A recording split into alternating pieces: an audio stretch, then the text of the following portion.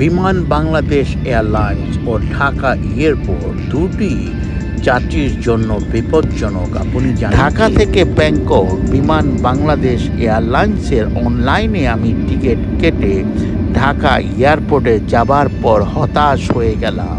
Flight 4 ঘন্টা late, কারণ যান্ত্রিক ত্রুটি। পৃথিবীর অন্য দেশের এয়ারলাইন্সগুলো খুব কমই লেট হয়, আর লেট হলে আপনাকে অ্যাডভান্স ট্যাক্স বা ইমেল করে জানিয়ে দেবে। বিমান বাংলাদেশ এয়ারলাইন্স প্রায়ই যান্ত্রিক ত্রুটি এবং কর্তব্য অবহেলার জন্য প্রায়ই লেট হয়।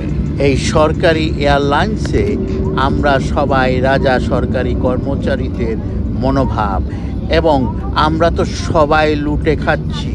সার্ভিস ভালো দিয়ে কি লাভ, আমাদের পকেট ভরা দিয়ে দরকার।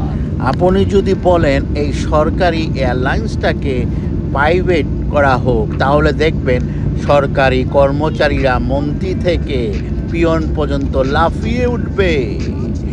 রাষ্ট্রীয় সম্পদ, আরে বেটা, রাষ্ট্রীয় সম্পদ তো তোরা লুটে খাচ্ছিস। প্রাইভেট দিলে তো সরকার ট্যাক্স পাবে, ওই ট্যাক্স দিয়ে জনগণের উপকার হবে। তোদের দায়িত্ব অবহেলা এবং চুরি দুটোই বন্ধ হয়ে যাবে, কিন্তু কাস্টমার ভালো সার্ভিস পাবে, রাষ্ট্র ট্যাক্স পাবে। প্লেনের পাখা দেখুন কত পুরাতন এবং নোংরা, এগুলোকে পরিষ্কার করে রং করা হয় না, এবং সিটগুলো কমফোর্টেবল না। 2 দিন পর পর যান্ত্রিক ত্রুটি মানে পার্টস কিনা আর চুরি করার স্কোপ হচ্ছে খারাপ পার্টস লাগিয়ে এটা 2 দিন পরে নষ্ট হয়ে গেলে আবার কিনো, আবার চুরি করো। বর্তমান সরকার আসার আগে প্লেনের টিকিট পাওয়া মুশকিল ছিল, আর পাওয়া গেলেও প্লেনের টিকিট ভেরি হাই প্রাইস। কিন্তু প্লেনে উঠে দেখবেন প্লেন খালি, এর মানে এরা এত ইতর প্লেনের টিকিটগুলো তারা ব্লক করে রাখত। সরকারি কর্মচারীরা ট্রাভেল এজেন্সির যোগ সাজে এই দুর্নীতিগুলো করত। টিকিট যদি বিক্রি হয় তারা এক্সট্রা পয়সা কামাবে, আর যদি বিক্রি না হয় প্লেন খালি যাবে। সরকারের বাস, আমাদের কি, আমরা তো বেতন পাবোই। অ্যারাবিক প্লেনগুলো ধর্ম প্রচার করে না, তারা মিউজিক বাজায়। অথচ বাংলাদেশ এয়ারলাইন্স মিউজিক বাজায় না, ধর্ম প্রচার করে। অতি ভক্ত চোরের লক্ষ্য। অ্যারাবিক যে কোনো এয়ারলাইন্স বিমান বাংলাদেশ থেকে 100% বেটার। ঢাকা এয়ারপোর্টও যাত্রীদের জন্য বিপজ্জনক। দেখুন কত উঁচা বিল্ডিং। আমি ব্যাংকক যাচ্ছি, তাই উপরে যাচ্ছে, যখন ল্যান্ড করবে তখন নিচে নামতে থাকবে প্লেন। রানওয়ে 3-4 কিলোমিটারের মধ্যে বিল্ডিং বানানো সম্পূর্ণ নিষেধ। এছাড়া ফ্লাইং জোনের মধ্যে হাই রাইজ বিল্ডিং থাকা তো প্রশ্নই উঠে না। উত্তরা ফ্লাইং জোনের মধ্যে পড়েছে, কিন্তু এখানে অনেক হাই রাইজ বিল্ডিং। এই বিল্ডিংগুলোর পারমিশন দিল কে? সকল জায়গায় বক ধার্মিক বসে রয়েছে।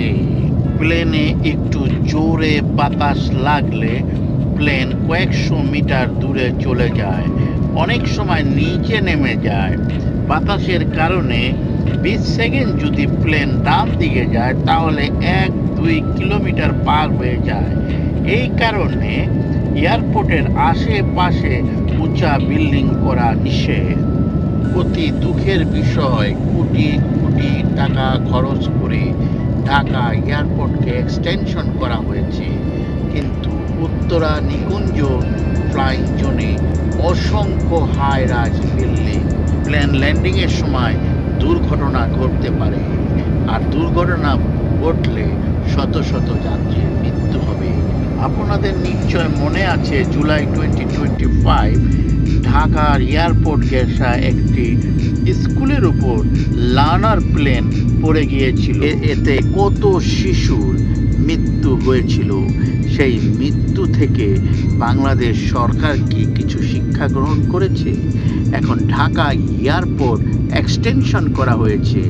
উত্তরার হাই রাইজ বিল্ডিং ও নিকুঞ্জনের বিল্ডিং যে কে জানে কত জীবন কেড়ে নেয়। বিমান বাংলাদেশ এয়ারলাইন্স এখন ব্যাংকক ল্যান্ড করছে। আমরা এখন থাইল্যান্ডের ভিতর ব্যাংকক।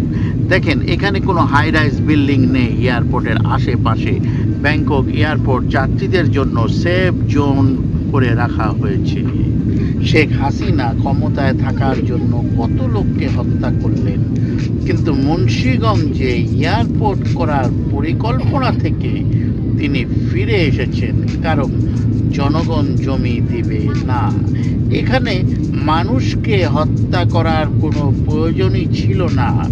জনগণকে 2 গুণ জমির মূল্য দিয়ে দিলে এবং জনগণকে বোঝালে কখনো হাসিনা ব্যর্থ হতো না, কারণ এখানে তার ক্ষমতায় থাকার সাথে কোনো সম্পর্ক নেই, এই জন্য তিনি করেননি। তিনি ঢাকা এয়ারপোর্টে জনবসতি হাই রাইজ বিল্ডিং এলাকায় ঢাকা এয়ারপোর্টটা আবার এক্সটেনশন করেছেন কোটি কোটি টাকা খরচ করে। অবশ্যই এক সময় এই এয়ারপোর্টটা সরিয়ে নিতে হবে, আর এই কোটি কোটি টাকা জনগণের বিফলে যাবে।